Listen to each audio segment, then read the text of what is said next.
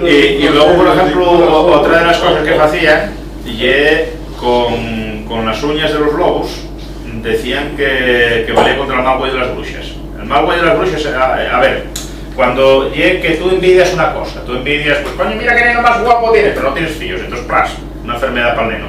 Vaya vaca más cojonuda que tienes, y le dices San Antón la guarda. Entonces, la envidia que tiene, provocaba enfermedades al ganado. Tú ahora, pues un pediatra dirá que el neno tiene tal cosa, y un veterinario dirá otra.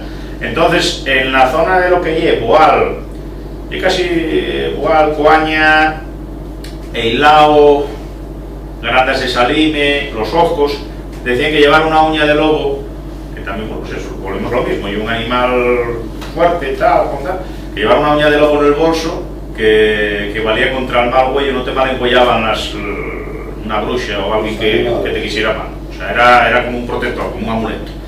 Y luego otro rollo era también para esa zona con los colmillos de lobo.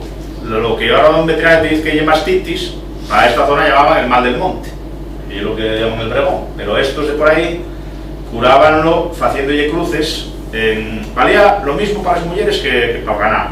Hacíanle cruces en el remollo, en la copada, cruces, y bueno, a veces había rezos. O por ejemplo, si después de dar gamar a un neno o tal, y eso, pues podía también la mujer tener mastitis. Pues por infección, sencillamente, de que ella no había mucha higiene. Entonces cogían y con los dientes en uno, o los dientes enteros arrancados, o con un colmillo. Las casas pudientes tenían un calzado en plata. Los que no eso, pues tenían amarrado con un cordel. Y entonces hacían en la teta la mujer, hacía así, eran tres círculos con una cruz dentro, o sea, 3 veces, y llevaba el colgado del pescuezo por dentro.